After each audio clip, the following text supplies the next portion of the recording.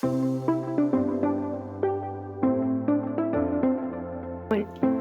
guys, welcome back to Happy Family Life Creations again. So we are doing an almond dark chocolate cranberry biscotti today. The healthy kind of biscotti hopefully which is healthy. I'm using almond flour and oat flour instead of gluten, which is all-purpose flour. And I'm trying to stick to one sugar, but maybe I might be needing a little bit of brown sugar. So I'm gonna just show you right into the recipe. So stay tuned, and also if many people are not there, subscribe to our channel. Please do a lot of different kinds of recipes, vlogs, travel vlogs, hobbies, and maybe singing, dancing coming from my daughters. So please do like, share, and subscribe to our channels. Make everybody know. So do support us. So let's get on with the recipe. Hi. So that's my daughter here. She wants to say hi to everybody in Happy Family Life Creations family. So that's Ivana. Ivana, I'll tell you what to do. Don't do anything right now. So over here, we're going to start with around 1 stick or half cup of butter, which I just melted. And I'm going to pour a little bit of maybe less than 1/3 cup of oil, regular oil to that. So let me just pour 1/3 cup of oil. So it's a mix of butter and oil. Just for the texture. You can totally skip the butter or oil to biscottis regularly. If you want it really crunchy from in and out, you can just use no oil or butter. But I like it to have that flavor of butter in the biscottis, so I go with that. So you like butter, Eva? Now I'm gonna add half cup of coconut sugar. So a half cup of brown sugar, dark brown sugar. You can just make 1 cup of coconut sugar. As I had very less coconut sugar, I'm just replacing with another half cup of brown sugar. So totally is 1 cup of sugar. You can even place 1 cup of honey. That's another replacement you can do. So whisk that butter, oil, and sugar for around 1 minute to 1.5 minutes, so it's nice and creamy.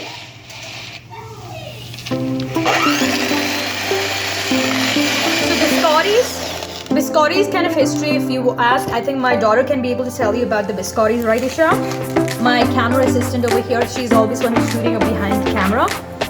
So biscottis are just like the cake rusks or kind of the crunchy kind of cookies which we have, but it's originated from Italy, right? Yeah. Do you want to tell how it is coming after we just do this thing?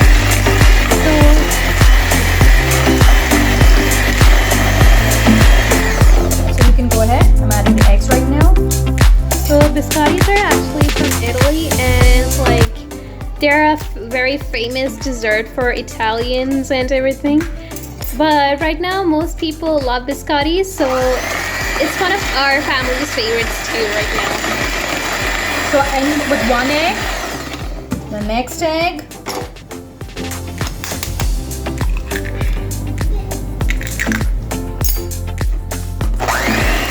vanilla paste. You can do just totally the vanilla essence, a little bit if you have almond essence.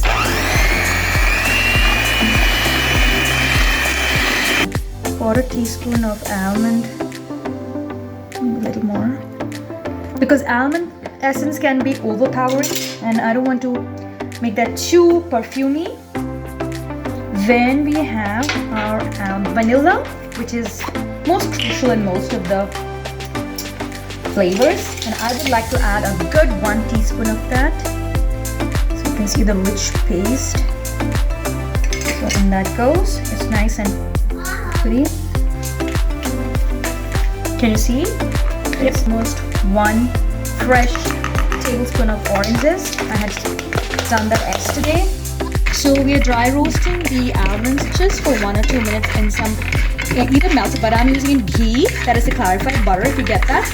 I have made some homemade as usual the clarified butter. And that smells delicious. So that's going to be one of them.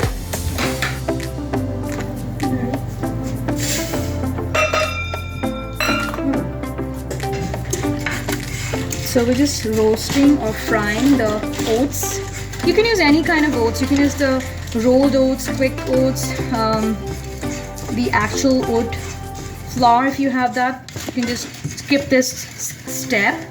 So that's been toasted for 1 or 2 minutes. So you can feel it's like nice and hard.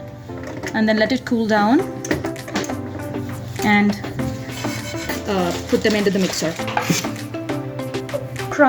Toast or roast these nuts. It'll be really crunchy and it's going to be easy to chop them.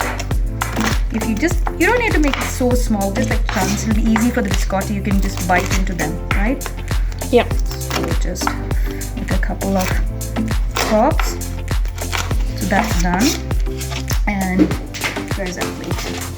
Yeah, it's coming in. Reputation. You can roast the oats if you want. I just ground it just in the mixer for 1 cup to 1.5 cups. I'm just taking 1 cup right now. Ground it really fine and then just sieve it. You don't want any lumps in this biscotti, like it won't have that good texture. So these 3 cups will, I think, yield around 30-35 cookies or biscottis preferably. How long and small or thin you cut it, so that's how it prefers. So you can see this has kind of a little bit of grain.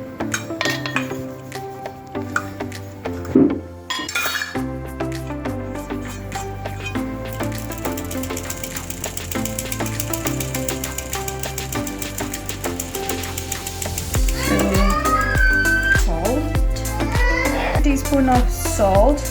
As you know, every desserts do need a balance of salt. It's a crucial thing. And then just whisk the dry ingredients together. Little by little. You don't want to make any clogs in that.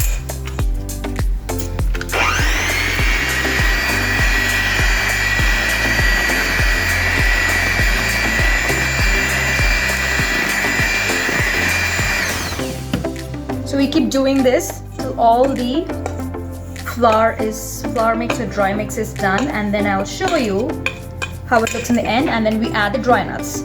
You don't need to use the whole plate. I'll show you in the remaining after that what are the contents or the extra we're going to add in the biscotti. So this is the base of every biscotti. And a little bit of dark chocolate, semi-white, and there's cranberries, dried cranberries, raisins. You can mix and match with what you like. The quantity also you can increase. I believe there's around maybe ½ cup. I'm going to chop the almonds a little bit because I don't want them like a chunk like that. And then the cranberries and all, you can just keep them like that. And this is just around less than ¼ cup of cashews and pecans and all.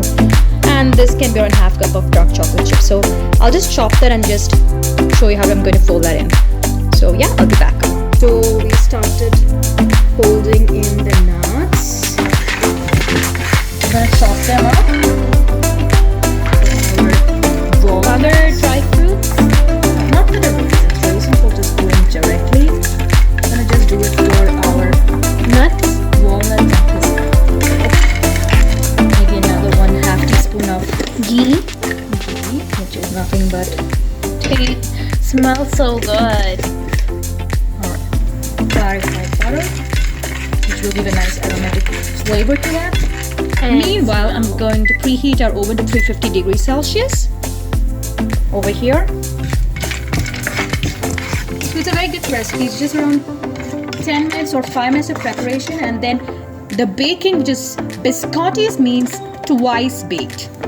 The name which biscotti means is like so it's like twice baked. It comes like a cake or a bread in the first, and then you again toast them. You can add as much as you want or not want. So I'm just eyeballing how much I need. These are the almonds, the pecans, the cashew nuts. I'm just gonna break them with my